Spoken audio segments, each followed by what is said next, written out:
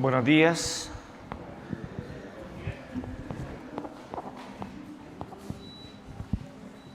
Les invito por favor que puedan abrir sus Biblias ahí en el profeta menor de Oseas,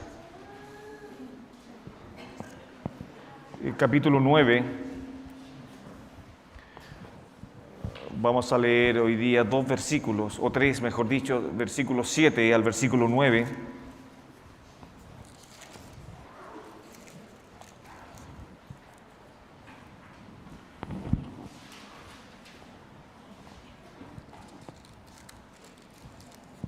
Hoy día, por la gracia del Señor, vamos a tocar tres puntos. El primer punto tiene que ver que la paciencia de Dios es un hermoso atributo comunicable de Dios.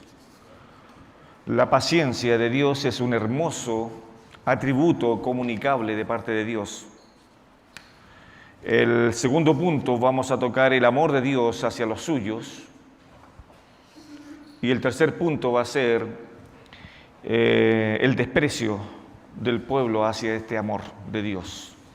Ahí están los tres puntos que vamos a hoy día por la gracia del Señor. La paciencia de Dios es un atributo hermoso de Él. Luego el amor de Dios que muestra hacia los suyos, pero también vamos a ver el desprecio que tiene su pueblo por su Dios, por su Creador al respecto. Vamos a leer ahí en Oseas, capítulo 9, versículo 7 al versículo 9, Dios mediante, dice así: Vinieron los días del castigo, vinieron los días de la retribución, e Israel lo conocerá. Necio es el profeta, insensato es el varón de espíritu, a causa de la multitud de tu maldad y grande odio. Atalaya es Efraín para con mi Dios, el profeta es lazo de cazador en todos sus caminos, odio en la casa de su Dios. Llegaron hasta lo más bajo en su corrupción, como en los días de Gabaa. Ahora se acordará de su iniquidad, castigará su pecado. Tres versículos, y uno de ellos va a poder manifestar entonces la condición de este pueblo, el inminente castigo que viene sobre esta nación. ¿Por qué? Porque han desobedecido, han matado a sus profetas y han desobedecido a la voz de Dios. Hermanos, una cosa, siempre la desobediencia a Dios va a traer consecuencias. Siempre. En cambio, la obediencia a Dios también va a traer consecuencias, pero positivas a nuestras vidas. No pretendamos en nuestra vida cristiana vivir nuestras vidas de acuerdo a nuestros parámetros, de acuerdo a nuestras leyes y de acuerdo a lo que nosotros queramos vivir. No es así. El apóstol Pablo muchas veces se identificó con el Señor diciendo que él era esclavo de Dios. Y el esclavo pierde sus derechos, no tiene derecho. Entonces Pablo entendió muy bien, cuando iba camino a Damasco, él se encontró con el Señor, lo botó del caballo y le dijo: ahora tú serás mi esclavo, serás mi siervo. Entonces el siervo ya no tiene derechos. Hoy día somos los siervos, somos los esclavos del Señor y no tenemos derechos. Porque los derechos se los entregamos al Señor cuando Él nos salvó, cuando Él nos compró, cuando Él nos redimió. Entonces ahí perdimos nuestros derechos. Ya no tengo derechos, porque ahora tengo un Señor que me guía, un Señor que me va a enseñar de su palabra y me va a querer hacer bien con la Biblia, con aprender de ella. Qué privilegio tiene el pueblo de Dios al tener a Dios como su Rey y como su Señor. Es un privilegio. Ahora cantábamos el Dios que adoramos. Es un privilegio que el Dios de los cielos, que creó todas las cosas que vemos, sea nuestro Padre. Es un privilegio. Nadie más tiene este privilegio. Entonces, para el pueblo de Israel, Dios les estaba enseñando y le estaba diciendo: pueblo amado, si no os arrepentéis, si no proceden al arrepentimiento, yo tendré que castigarles para que vayan y sean gobernados por otras naciones. Dios a toda costa quiere evitar el castigo. Sin nadie, y estoy seguro que ustedes como padres, los que lo son, no queremos castigar a nuestros hijos. No queremos hacerlo. Pero ya llega un extremo ya cuando el niño no ha entendido. ¿Y qué es lo que tenemos que hacer? Tristemente sacarnos la correa o La famosa cuchara de palo, ¿no? ¿Cuántos han sido castigados con cuchara de palo? Bueno, y ahí está la famosa poder castigar a nuestros hijos. Dios no quiere castigar a sus hijos. Dios quiere que tomen la palabra, así como ayer hablaba con unos hermanos, decía, ahí en Éxodo capítulo 19, Dios va a entrar en un compromiso con su pueblo, porque antes de ese compromiso le está diciendo, yo quiero dar las leyes para que ustedes se puedan regir con estas leyes, con estos 10 mandamientos, capítulo 19 del libro de Éxodo, y entonces el pueblo habló con Moisés e hicieron un compromiso delante de Dios, se lavaron sus ropas y estuvieron 3 días para poder recibir al Señor y recibir las leyes, y el pueblo le dijo a Moisés, haremos todo lo que Jehová ha dicho. Haremos todo. Entonces ahí ya comienza un compromiso recíproco entre un pueblo que quiere obedecer a Dios y entre un Dios que ahora le va a entregar el decálogo, las 10 palabras, para que con esas palabras se puedan conducir y puedan agradar a Dios. Para eso tenemos la Biblia.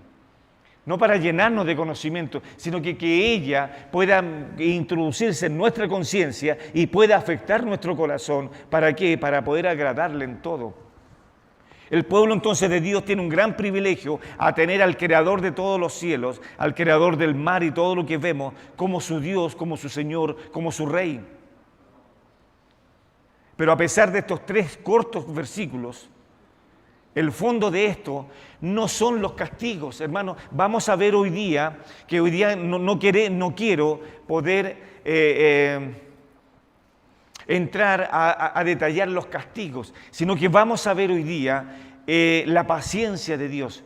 ¿Cuánta paciencia ha tenido Dios con el pueblo para decirle, no los quiero castigar? Le envió los reyes, le envió los profetas, le envió las instituciones, le envió a los jueces. Y no hicieron caso. Entonces Dios dice, ¿qué más quieren que envíe? Entonces vamos a ver en estos 3 cortos versículos la paciencia o también la clemencia, que también se traduce así. Paciencia o clemencia es la misma palabra. Una clemencia, Dios tiene paciencia. Vamos a ver el amor, pero también vamos a ver algo indispensable y algo hermoso, que es que Dios quiere acorralar a su pueblo para no hacerles daño. Y lo va a acorralar con su palabra, los va a dejar responsables al respecto. Vamos al primer punto, por favor. La paciencia de Dios es un hermoso atributo comunicable de Dios. No puedo decir que tengo paciencia, ¿no? No es algo que pueda fluir en mí. Los que me conocen ya saben que no tengo y estoy tratando de poder adquirir más paciencia. Pero la paciencia de Dios es un hermoso atributo de Él que lo quiere comunicar a los suyos.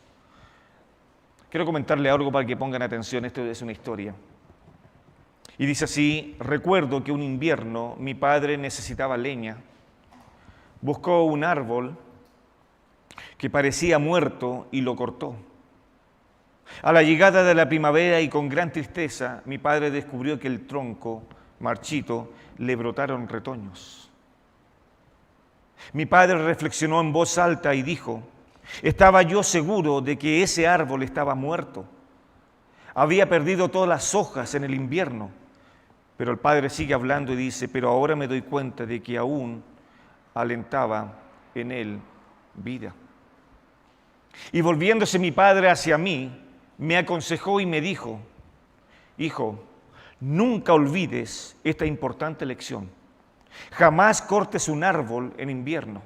Nunca tomes una decisión negativa en tiempo adverso. No tomes las más importantes decisiones cuando estés en tu peor estado de ánimo. Y mi padre seguía enseñándome y decía, espera, sé paciente, la tormenta pronto pasará, recuerda que la primavera volverá. Nunca tomes una decisión en momentos adversos, le decía el padre al hijo. Nunca, porque nos vamos a equivocar. Cuando tiembla nuestra mano, cuando tiembla nuestro corazón, no tomemos decisiones apresuradas, sino que esas decisiones las pongamos delante del Señor.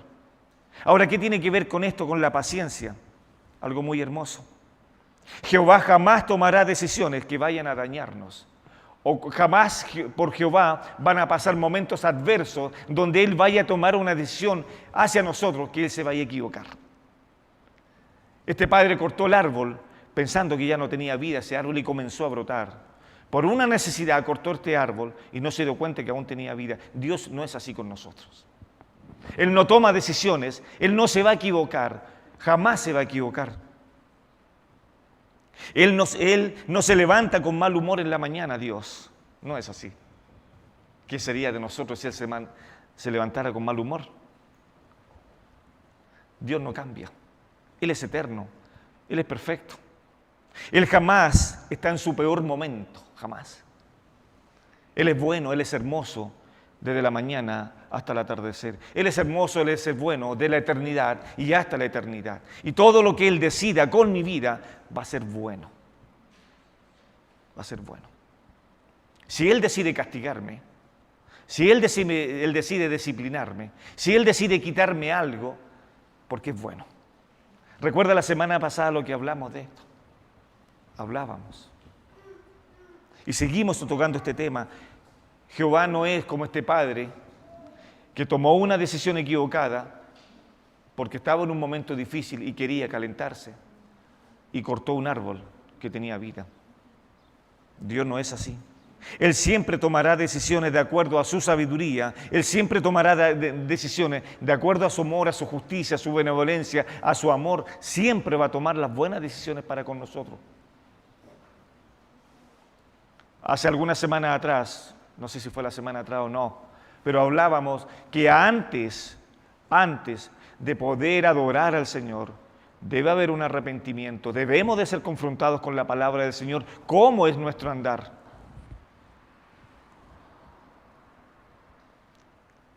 Esta es una verdadera seguridad, que Jehová no toma decisiones apresuradas con nosotros. El pueblo había fallado. El Señor les dijo en el versículo 7, vinieron los días del castigo, vinieron los días de retribución, e Israel lo conocerá. Porque ya el Señor les había dicho, los voy a castigar, los voy a mandar a otra nación para que los castigue y puedan ustedes arrepentirse, porque es la única manera en la cual ustedes puedan entender y amarme. ¿Cómo es posible que un Dios tan bondadoso y que le ha mostrado su amor a la nación no quiera entender por las buenas?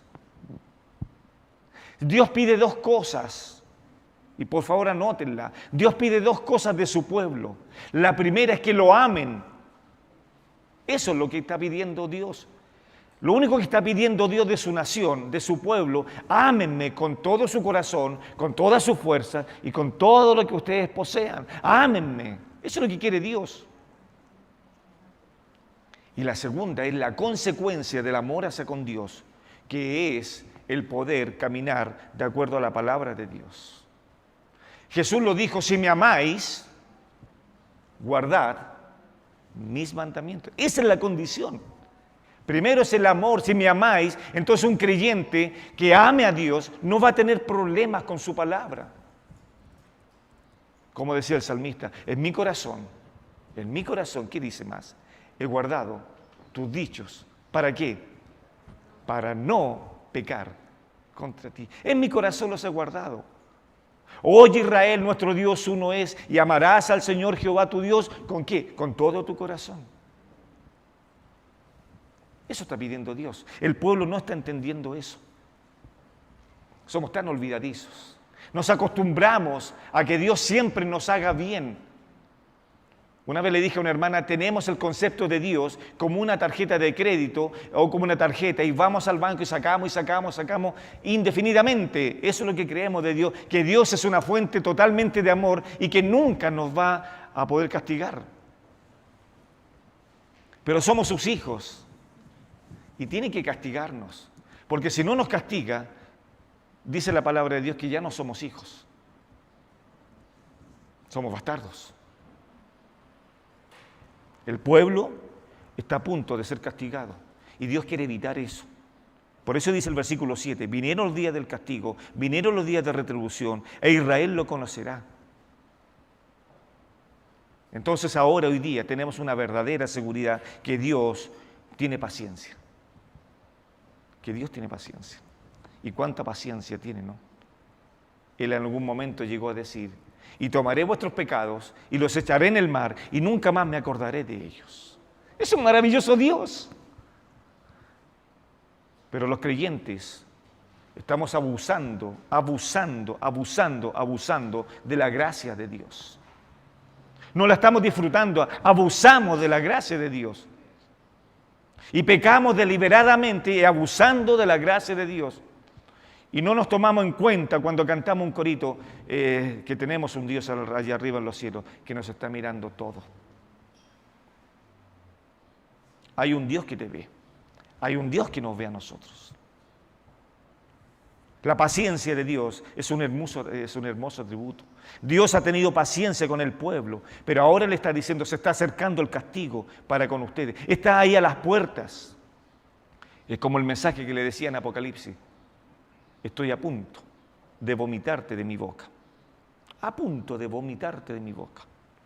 El texto no dice te voy a vomitar. El texto dice como una advertencia, estoy a punto de vomitarte de mi boca. Estoy a punto de sacar el candelero de su lugar. Porque no vas a seguir brillando para mí. Dios le está diciendo, le di los mandamientos. Le di los profetas. Le di los jueces. Le di los reyes. Le di toda clase de información para que les vaya bien. Eso le decía Dios al pueblo, para que ustedes tomen la tierra prometida donde fluye la leche y la miel, para que les vaya bien. Pero les advertía Dios, cuidado con entregar su corazón a la idolatría. Una verdadera seguridad es que jamás Dios se va a levantar malhumorado. No se va a levantar malhumorado. No, Él no. Y aún más les puedo asegurar, querida iglesia y queridos hermanos que me están viendo, les puedo asegurar que el Dios que tenemos no duerme, no descansa, ahí está mirándonos, nos está cuidando de un enemigo que está buscando a quien triturar. Y ese buscando a triturar no es el mundo, son a los suyos, a los que han creído en el Señor Jesús. A ellos anda buscando a quien triturar. ¿Qué es y cómo funciona la paciencia? Es la palabra que más frecuentemente se usa en el Nuevo Testamento para designar la paciencia divina. Este es un sustantivo que significa macrotomía. Eso significa la paciencia, macrotomía, que literalmente y pintorescamente significa distancia de la ira. Eso significa. La macrotomía o la macrosomía significa distancia, estar alejado de la ira. Esa es la paciencia de Dios. Vimos en el primer punto, Dios no se levanta enojado, las decisiones que va a tomar conmigo son perfectas, son eternas. ¿Y qué es lo que tengo que hacer yo como hijo de Dios? Señor, toma la decisión que quieras, aquí estoy. Y cantamos muchas veces, tú eres el alfarero y yo soy el barro y haz lo que quieras conmigo. ¿Será así? ¿Será así realmente? ¿Cómo sirve usted al Señor? ¿Cómo sirvo yo al Señor? ¿Bajo qué parámetros servimos al Señor hoy día? ¿Nos confrontamos con la Biblia cuando estamos en pecado? Ayer hablamos con Juan, que está acá hermano, y decíamos, muchos pastores, muchos predicadores le temen decirle a la iglesia que están en pecado, que tienen que dejar su pecado. Los confrontamos con la Biblia porque muchos pastores están pensando que van a herir los corazones de las personas y se van a ir de la iglesia. ¿Y qué importa que se vayan de la iglesia si no obedecen a la palabra del Señor? Si no son fieles con la palabra del Señor, ¿qué?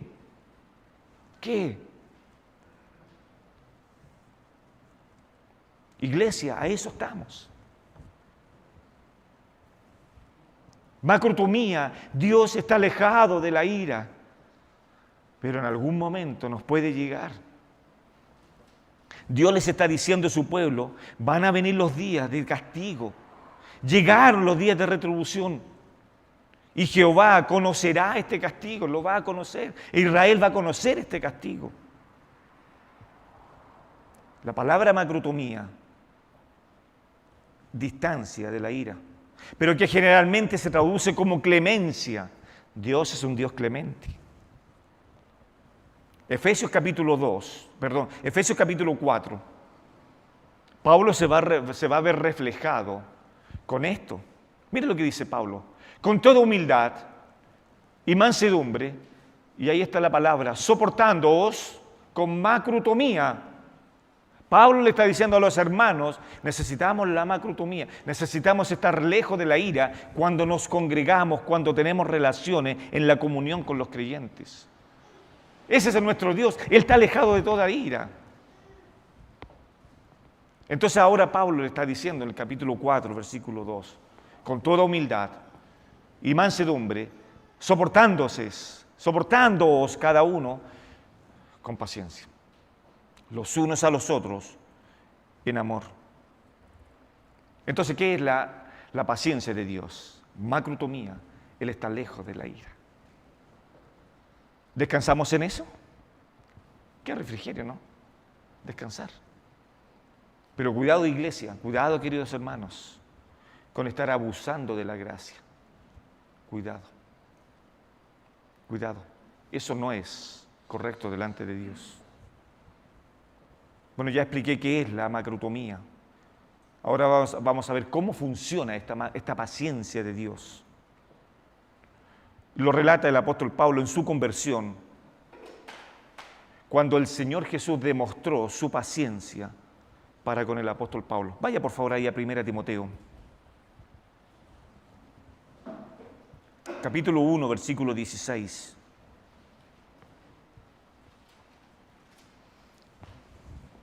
Dentro del punto número 1, la paciencia de Dios es un hermoso atributo. Ya hemos visto la parte A, que hay una verdadera seguridad, que Dios no se levanta malhumorado. La segunda que estamos viendo ahora es que cómo funciona, qué es y cómo funciona la paciencia. Y ahora vamos a ver cómo funciona esta paciencia. 1 Timoteo capítulo 1, versículo 16 dice, sin embargo, por esto hallé misericordia, para que en mí, como el primero, Jesucristo demostrara toda su paciencia como un ejemplo para los que habrían de creer en Él para vida eterna. Creo que el apóstol Pablo podría decir, después de haber sido un asesino, de poder después haber perseguido a la iglesia ferozmente, así lo dice en el libro de los Hechos, que era él como un cerdo salvaje que se metía a un campo y arrasaba con todo. Esa es la figura del apóstol de Saulo cuando perseguía a la iglesia. Como un cerdo salvaje, y atrapaba todo lo que había y desordenaba todo. Pablo está diciendo ahora, sin embargo, por esto hallé misericordia, para que en mí, como el primero, Jesucristo demostrara toda su paciencia. Hermano, miremos nuestros corazones, examinemos nuestros corazones. A ver, ¿cuánta paciencia ha tenido Dios con cada uno de ustedes y conmigo?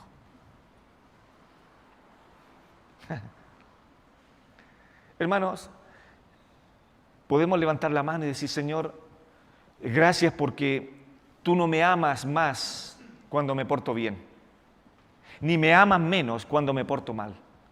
Tú siempre me amas igual, siempre. Y esa es una seguridad eterna. Pablo dice que Dios, el Señor Jesucristo, mostró en él toda su paciencia, toda. El punto número C, la paciencia de Dios en 3 facetas o en 3 esferas. Y esto es hermoso. El pueblo está a punto de ser destruido y Dios tiene paciencia, está teniendo paciencia con ellos. Le está estirando el chicle a ver si en una puede reaccionar. Bueno, yo espero que lleguemos hasta el capítulo 14 para que ustedes sepan cuál es el final de esto, ¿no? No les voy a decir ahora cuál es el final entre el pueblo y Dios, pero vamos por paso. La paciencia de Dios en 3 esferas. Primero, la paciencia o clemencia de Dios significa que Dios no destruye con dilación a su pueblo. Dios no tiene un arranque de ira y va a destruir. Como ese arranque de ira de estos 2 apóstoles que dijeron, Señor, ¿por qué no manda fuego sobre Samaria? ¿Se acuerdan ustedes? Otro hombre, por cierto, le dijo a Jehová, Señor, ¿por qué no destruyes a estos 120,000? Y se acabó el problema.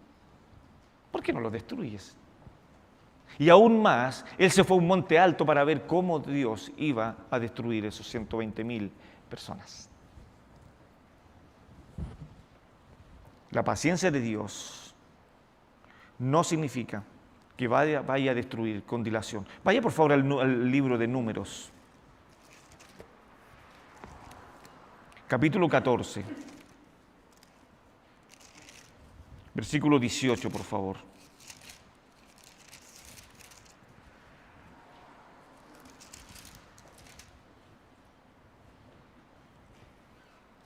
Moisés está hablando y dice: Jehová, tardo para la ira y grande en misericordia, que perdona la iniquidad y la rebelión, aunque de ningún modo tendrá por inocente al culpable, que visita la maldad de los padres sobre los hijos hasta los terceros y hasta los cuartos. Jehová es tardo para la ira, Jehová es tardo para la ira, pero también es grande, es hipergrande en misericordia, en clemencia, en paciencia. La paciencia de Dios o la clemencia de Él significa que no va a destruir sin dilación a su pueblo. También en Romanos, Pablo vuelve a hablar de su vida, capítulo 9 de Romanos, versículo 22, por favor. Y que, si Dios, queriendo mostrar su ira y hacer notorio su poder, soportó con mucha paciencia los vasos de ira preparados para destrucción.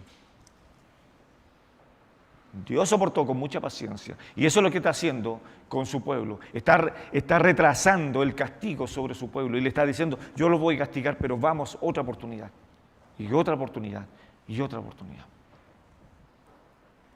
Y el pueblo está llegando a decir, si volvemos ahí al libro de Oseas, el pueblo está diciendo: ¿qué importa? Es necio el profeta. Es insensato este varón.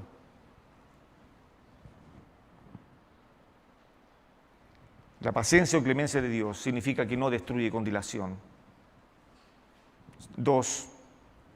La paciencia de Dios, por un tiempo determinado, pasará por alto los pecados humanos.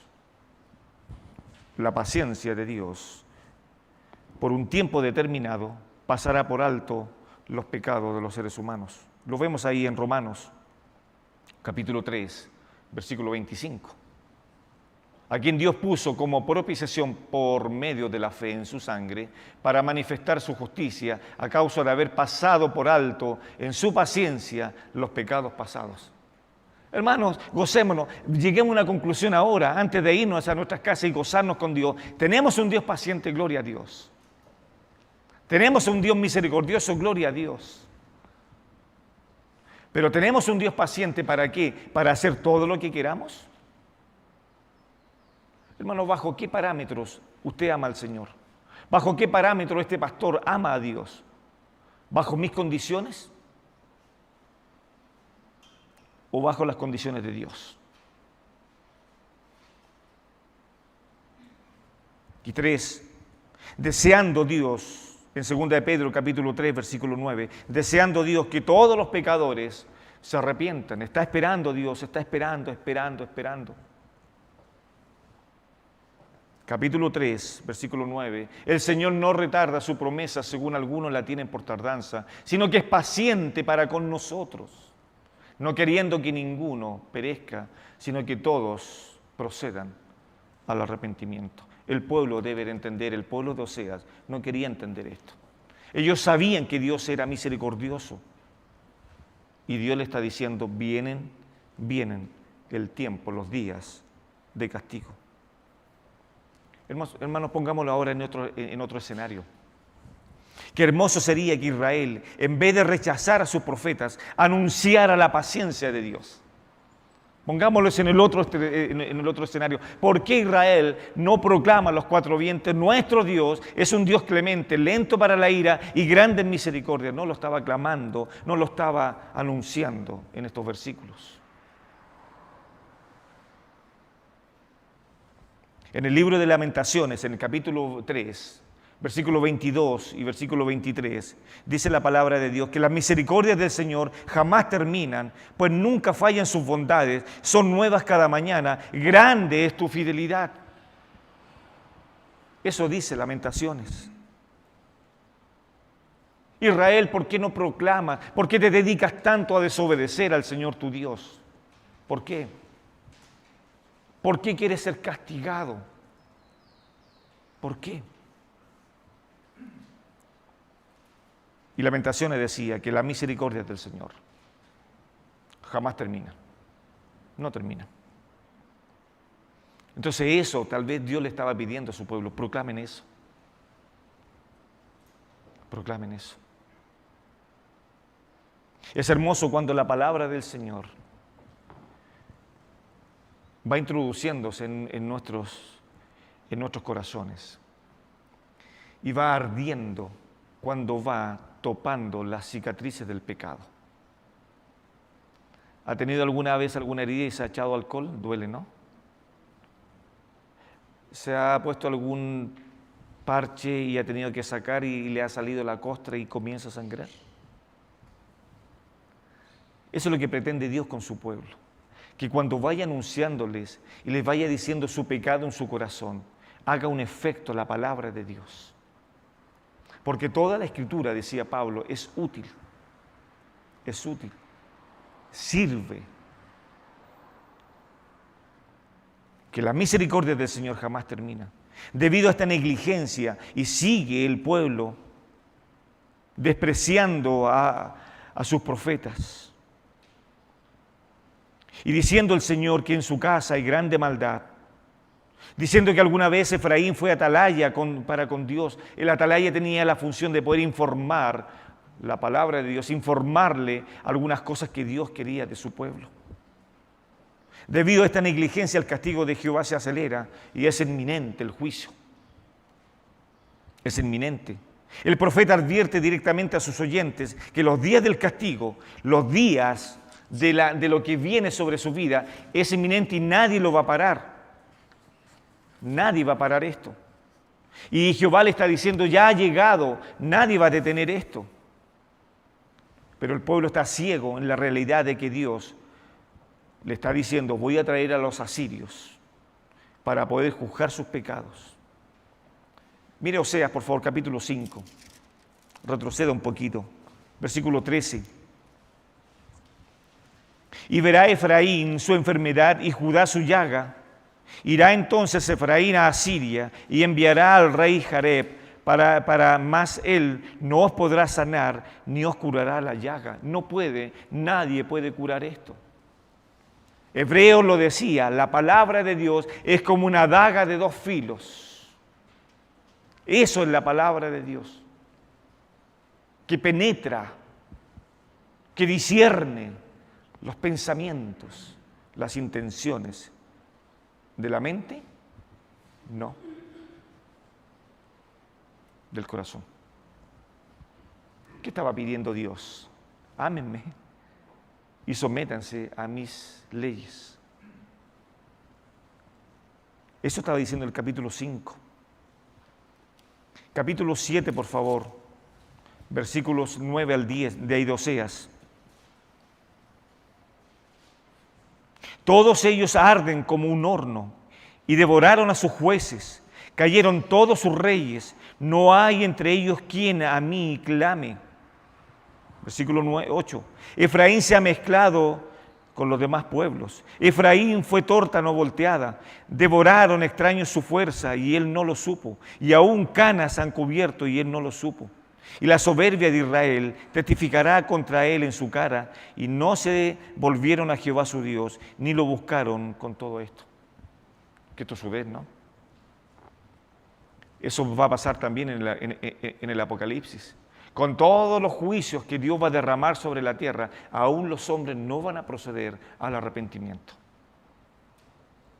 Y Dios le está diciendo, ustedes son mi pueblo, si yo los amo, no quiero que sufran. Dios hoy día le está diciendo a la iglesia, no practiquemos el pecado, no vivamos para la carne, porque vamos a tener consecuencias terribles en nuestras vidas. El pueblo reaccionó a las sombrías advertencias de Oseas. ¿Y sabe cómo declara el pueblo ahora? El pueblo, cuando Dios le dice esto, el pueblo no declara como lo dijo ahí en Éxodo 19, haremos todo lo que tú nos digas. El pueblo no dijo eso. ¿Sabe lo que dijo el pueblo? Y qué tristemente dijo esto. El pueblo dijo, Oseas es un profeta necio. Oseas no es una atalaya. Qué triste. En el versículo 7, al menos hay algunas opiniones al respecto de quién trata estas palabras, que es necio el profeta, insensato es el varón de espíritu. Y la primera opinión es que lo más probable, algunos dicen, que es Oseas el que está diciendo estas palabras y juzgando a los profetas del pueblo. Pero la segunda opción es que estas palabras pueda estar diciéndolas el pueblo, criticando a Oseas en su ministerio. Cualquiera de las dos, el pueblo está fallando. Cualquiera. Si es Oseas el que está diciendo y condenando a los profetas, bien, está en una falla. Pero si el pueblo está diciendo que Oseas es un varón insensato, la palabra insensato significa alguien hueco de cabeza que no tiene sesos. Eso es. Eso es cuando, recuerdan, mucho tiempo atrás expliqué esto en una enseñanza, cuando alguien le dice a un hermano necio, le está diciendo eso, tú no tienes sesos. El pecado está ahí, cualquiera de las dos opciones, ahí está el pecado. Rechazaron a Oseas, o también Oseas está criticando a los profetas. Cual sea la opción, el fondo es que hay pecado en el pueblo. No podemos maquillarlo. Hay una lectura literal que dice, los de Israel claman que es estúpido el profeta e insensato el varón de espíritu. Eso lo estaban diciendo el pueblo. Vuelvo a redecir, los de Israel claman que es estúpido el profeta. No nos sirve tu palabra. Hermano, hoy día cuánto quisiéramos evangelizar y las personas han cerrado su corazón. Le estamos diciendo que Dios les ama, le estamos diciendo que el Señor Jesucristo puede perdonar todos sus pecados y que Él es amoroso y es paciente, y la gente no quiere escuchar.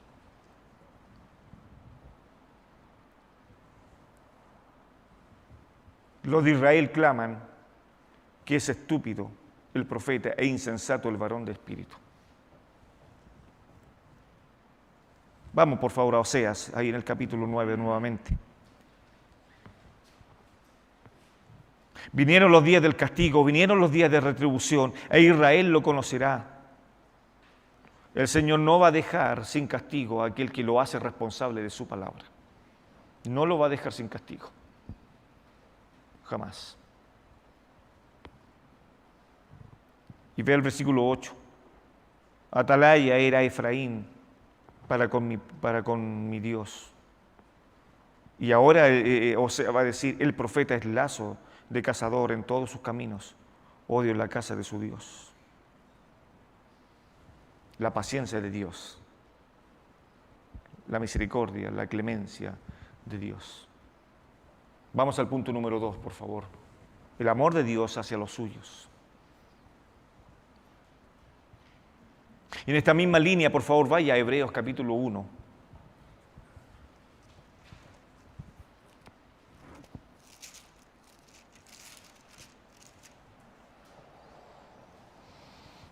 Hebreos capítulo 1, versículo 1, dice así.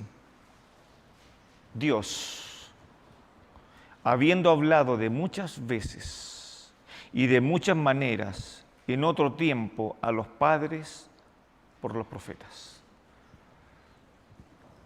Muchas veces, no una. Dios, habiendo hablado hace mucho tiempo, en muchas ocasiones y de muchas maneras a los padres por los profetas. ¿Cómo se la ha rebuscado Dios para poder cautivar el corazón de su pueblo, no? Recuerda Oseas, una de las primeras prédicas que hicimos. Dios tomó a esta mujer y les comenzó a hablar en el oído para seducirla, para decirle no sigas en este caminar. Como Dios hoy día es tan amoroso con la iglesia que Él se fue al cielo. Y ahí estaban mirándolo y una nube arrasó al Señor allá arriba del cielo y una voz decía del cielo, no os entristezcáis. Este mismo Señor que ha sido arrebatado hacia los cielos, así también vendrá. Esperanza. Qué gloriosa esperanza. Y el Señor dijo en algún momento, y yo le creo, pero le creo a pie junto, Él me dijo, me prometió que nunca me dejaría huérfano. ¿Lo cree usted? Gracias por ese tibio amén, pero yo lo creo. Si Él me dijo que no me va a dejar huérfano, nunca dijo que me iba a dejar abandonado, porque me ama. Hay un himno que cantamos, me ama, sé que Cristo me ama. Me ama. Hermano, Dios le ama. ¿Por qué rechaza eso? Es el amor de Dios para con los suyos. Jehová mostró su amor a través de sus leyes, instituciones, ceremonias, reyes, jueces y profetas. De hecho, en el libro de Malaquías, 70 años después de la reconstrucción del templo, el Señor le sigue, a pesar de que sigue pecando el pueblo, el Señor le dice al pueblo, yo os he amado, dice Malaquías, capítulo 1, versículo 2. Yo os he amado, dice Dios. Ahora bien, el pueblo con sus sacerdotes en este libro habían dejado la verdadera adoración, diciendo en el versículo 13, qué fastidio es servir a Dios. Eso le está diciendo a Dios. Dios le está diciendo en el capítulo 1, versículo 2, yo os he amado. ¿Y sabe cómo responden ellos a estos estímulos?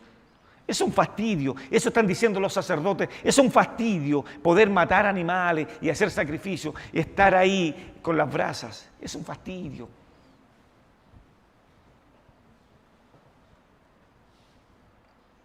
Habéis dicho además, qué fastidio es esto. Jehová a través de toda la Escritura ha demostrado, sigue demostrando y demostrará que sigue amando a su pueblo. El Señor Jesucristo, al entregar su vida en la cruz, sigue demostrando que ama a su iglesia y quiere una iglesia sin mancha, sin arruga, y que se la debe de presentar a sí mismo con estas características. Pero ahí entonces donde entramos y donde entramos nosotros en acción para pedirle a la Trinidad que nos ayude en nuestros momentos de debilidad, o si no vendrá también castigo sobre la iglesia. Porque Dios quiere una iglesia santa, que vivamos para Él. Eso es lo que pretende Dios al respecto de todas estas cosas. Hermano, le pregunto algo. No me responda en voz alta, por favor, porque después de cada pregunta ahí tiene que haber una respuesta. ¿Usted ama a Dios? No me responda tan rápido, ¿no? Le vuelvo a preguntar. ¿Amamos a Dios? Sí. Yo también amo a Dios. Pero ahora le voy a hacer otra pregunta. ¿Bajo qué condiciones usted ama a Dios?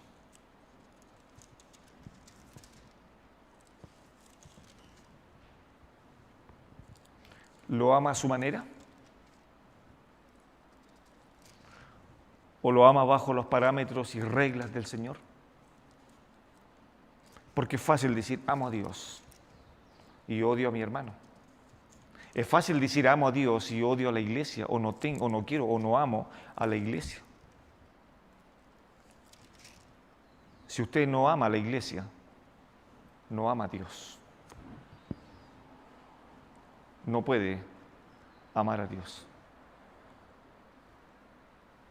Santiago muchas veces ahí lo repitió en el libro de Santiago, es el medio hermano del Señor. No lo busquen, solamente quiero leérselos, porque esto es maravilloso cómo Santiago le está diciendo a los que se dicen ser religiosos y tienen problemas con la palabra del Señor. Santiago dice, pero alguno dirá, tú tienes fe y yo tengo obras. Entonces Santiago dice, muéstrame tu fe sin tus obras y yo te mostraré mi fe por mis obras. ¿Tú crees que Dios es uno? Bien haces. También los demonios creen y tiemblan. ¿Cuál es la diferencia entonces? ¿Cuál es la diferencia? La diferencia radica en esto. Lo escuché en un devocional y lo quiero aplicar hoy día. Y ahora Santiago dice, por esto, mis amados hermanos, todo hombre, si es hombre y mujer también, ¿no? Así que las mujeres no quedan descartadas de esto. Todo hombre sea pronto para oír, tardo para hablar, tardo para irarse. Porque la ira del hombre no obra la justicia de Dios. Por lo cual, desechando toda inmundicia y abundancia de malicia, recibid con mansedumbre la palabra implantada, la cual puede salvar vuestras almas. Pero el versículo 22 es algo impresionante. Escúchelo, por favor, y que cautive sus corazones. Pero sed hacedores de la palabra, y no tan solo oidores, engañándoos a vosotros mismos. El pueblo parece que no entendió eso. Estaban siendo solamente oidores, y no hacedores.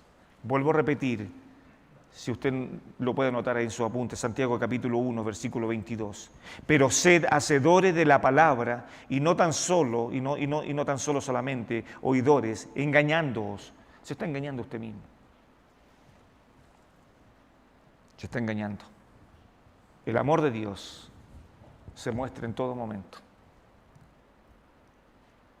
Quiero llevarlo, por favor, a un salmo, antes de hacer la conclusión con el pueblo sigue rechazando a Dios, ¿no? Salmo 136.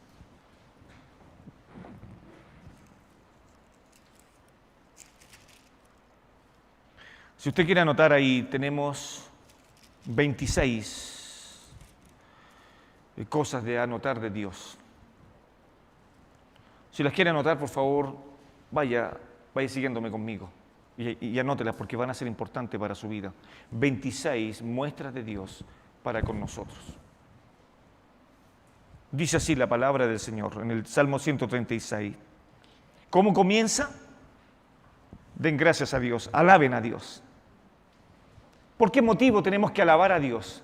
Porque Él es paciente, porque Él es misericordioso, porque Él es bondadoso, porque Él me hace despertar en la mañana y poder caminar y poder glorificar su nombre, poder abrir mi corazón y decirle gracias a Dios por tu gran amor. El salmista está diciendo, den gracias a Dios o alabad a Jehová. ¿Por qué? ¿Será tan pequeño esto? No, den gracias a Dios porque Él es bueno. El salmista no tenía este concepto. El salmista sabe lo que está diciendo de Dios, que Él es Dios, Dios es un Dios bueno. ¿Lo escuchó? No, el salmista no lo escuchó. El salmista lo vivió. Lo vivió en carne propia, lo vive. El pueblo estaba desechando a Dios y estaba viviendo las consecuencias de no vivir una comunión con Dios. Entonces Dios va a proceder al castigo. El castigo no significa que Dios no sea misericordioso. El castigo significa que Dios es misericordioso y también aplica su justicia. Ahí están los dos elementos. Pero lo rodea su gran amor. Den gracias a Dios porque Él es bueno. Y la primera consecuencia que tenemos de esto, que Dios debemos de alabarlo y darle gracias porque Él es bueno. Entonces sigue la primera de las 26 y que dice, ¿por qué? ¿Por qué? Porque para siempre es su misericordia. No se va a olvidar nunca de esta lección. Esa es la primera, porque para siempre es su misericordia. Vamos a la segunda. Den gracias a Dios, al Dios de dioses. Y ahora nos metemos a la segunda. ¿Por qué? ¿Por qué? Porque grande es su misericordia. Y seguimos anotándolo. Y seguimos compartiendo. Gracias, hermano. Versículo 3, el salmista vuelve a ordenar y dice, den gracias a Dios porque es el Señor de señores. ¿Y cuál es la consecuencia de esto? Parece un rezo, ¿no? Vamos, dígalo. ¿Por qué? Porque para siempre es su misericordia. Vamos al 4. Ahí vamos a encontrar otra novedad. Al único que hace grandes maravillas. ¿Por qué? Porque grande es su misericordia. Son 26 puntos. 5. Al que con sabiduría, ¿qué hizo con sabiduría? Hizo los cielos. Entonces el salmista que está llamando a los suyos a proclamar y decir, porque grande es su misericordia. Versículo 7. El 5, al que con sabiduría hizo los cielos, porque grande es su misericordia. El 6, al que extendió la tierra sobre las aguas. Anote este otro nuevo punto, porque grande es su misericordia. Qué increíble, ¿no? Versículo 8, el sol, para que reine de día. ¿Por qué? Hay otro punto importante, anótelo, porque para siempre es su misericordia. Versículo 9, la luna y las estrellas, para que reinen de noche. Otro punto maravilloso para gozarnos, porque Dios para siempre es su misericordia. Pastor, pare. Son 26, pastor, ¿a qué hora va a terminar? No quiero terminar, porque para siempre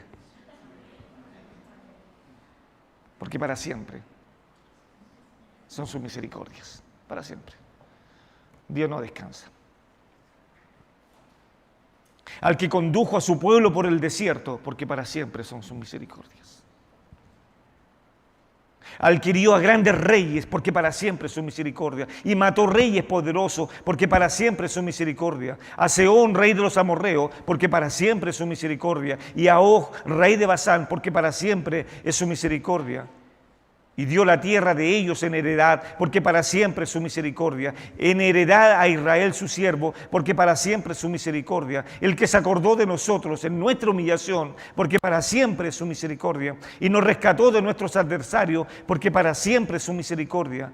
El que da sustento a toda carne, porque para siempre es su misericordia. Den gracias a Dios. Parte el Salmo pidiendo que den gracias a Dios y termina el Salmo diciendo, den gracias a Dios como punto final, porque para siempre es su misericordia. Oh Israel, decía el Señor, cuántas veces quise juntaros, como la gallina quiere juntar a sus polluelos, pero no quisiste. Les envié a los profetas y los mataron, los maltrataron. Ahora el pueblo está a punto de ser llevado al cautiverio y el pueblo no quiere entender. Vea el versículo 9, por favor, del capítulo 9 de Oseas. Y ahora nos metemos al tercer punto y final, no va a ser tan largo, así que no se preocupe. El desprecio. Me despreciaron a mí, dice el Señor. Me despreciaron a mí, que tanto bien les he hecho. Me despreciaron. Versículo 9, llegaron hasta lo más bajo en su corrupción. Qué terrible el pueblo. Llegó hasta lo más bajo en su corrupción, como en los días de Gabá. Vea lo que pasó en Gabá. Si no fuera por la misericordia de Dios, toda la tribu de Benjamín hubiese sido destruida por ese pecado. Recuerdan ustedes cuando violaron a la sierva. Y este hombre tuvo que cortar a esta mujer en 12 trozos y repartirlos por todo Israel. Y fue un pecado que quedó marcado en la retina de Israel, en el corazón, en lo más profundo. Por eso Dios ahora se los hace recordar y le dice, ustedes están al mismo nivel que esa gente que hizo este pecado atroz. Por eso dice, y llegaron hasta lo más bajo en su corrupción. Como en los días de Gabá, ahora se acordará de su iniquidad, castigará a su pueblo. Ya no hay más que hacer. Hoy día nosotros podemos cantar y podemos decir, porque para siempre es su misericordia. Hermano, el pueblo no quiere entender de que se ha alejado de Dios. No quiere entender, no quiere amar a Dios. Hermano, no caigamos en eso. El apóstol Pablo decía claramente que todas aquellas cosas, todo lo que era la murmuración, todo lo que eran los pecados de idolatría y todo lo que pasó en el desierto, el Señor le dijo, los castigué, y el apóstol Pablo dice que todas aquellas cosas sirvieron como ejemplo para nosotros, para que no caigamos en esa corrupción. El pueblo idolatró, el pueblo se olvidó de su Señor, el pueblo fue testigo de cómo Dios les bajó las codornices para que no se subieran a una escalera, y Dios hizo ese milagro. Las codornices nunca vuelan a la altura de un ser humano, están siempre altas, pero Dios con su poder las hizo bajar para que la gente no tuviera tanto trabajo en poder capturarla y pudiera comer carne. ¿Por qué? Porque para siempre son sus misericordias. Y el salmista decía, para finalizar, aunque el padre y madre me faltaren, Con todo eso, Jehová me recogerá. Amén. Con mano fuerte y brazo extendido, porque para siempre es su misericordia. El pueblo no entendió eso, cayó en lo más profundo. Cuidado, iglesia del Señor, cuidado, hermanos, con abusar de la gracia. Cuidado. No se crea porque es salvo, puede pecar deliberadamente o hacer lo que usted quiera, o amar a Dios bajo sus propias condiciones. No es así. Usted no ama a Dios, no debemos amar jamás a Dios bajo nuestras propias condiciones, bajo nuestros propios medios, bajo nuestros propios reglamentos. Debemos amar a Dios bajo sus preceptos, bajo las condiciones que Él impone. Amén. Somos buenos para reclamar las bendiciones de Dios, ¿no? Somos muy buenos. Señor, tu palabra dice, y somos, pero como los niños pequeños, ¿no? Que son buenos para rebatir. ¿O no, Débora? Excelente para rebatir, excelente para decir, pero mamá, excelentes. Pero es como Esaú, ¿no? Esaú quería los privilegios de ser el hijo primogénito, pero no quería las responsabilidades. Cuidado, iglesia del Señor, nosotros tenemos responsabilidades, tenemos privilegios y tenemos obligaciones. No nos quedemos solamente con un Dios que Él puede bendecirnos y que de hecho lo hace y que Él tiene que hacerlo porque es su obligación. No. Aquí hay un contrato recíproco.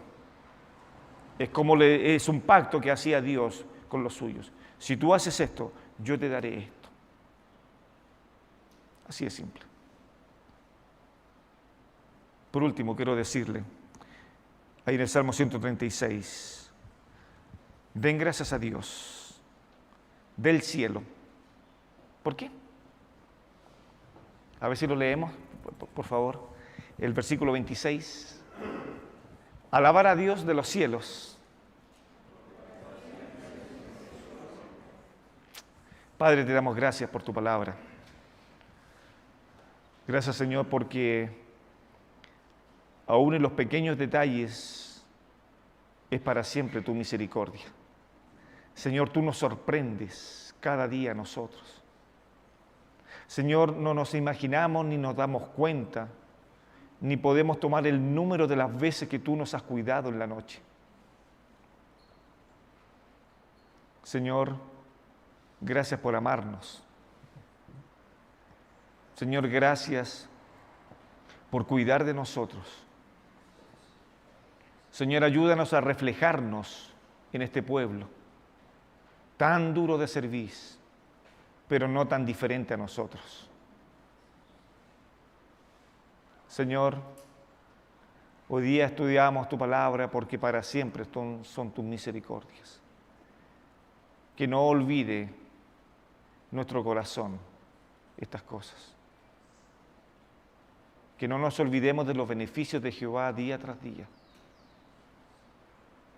Padre, ayúdanos a ser como Samuel, que no dejó caer en tierra ninguna de tus palabras.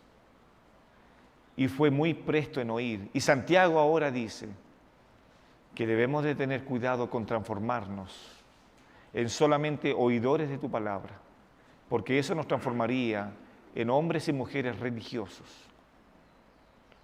Y la religiosidad no acompaña la verdadera adoración. La religiosidad impide la comunión contigo. La religiosidad impide ser un correcto creyente delante de ti.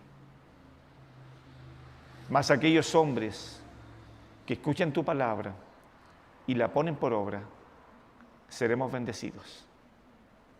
Gracias, Padre, por hablar y tomar este ejemplo de este pueblo que está a punto de ser castigado, pero tú estás estirando el castigo para ver si en ellos hay algo de arrepentimiento.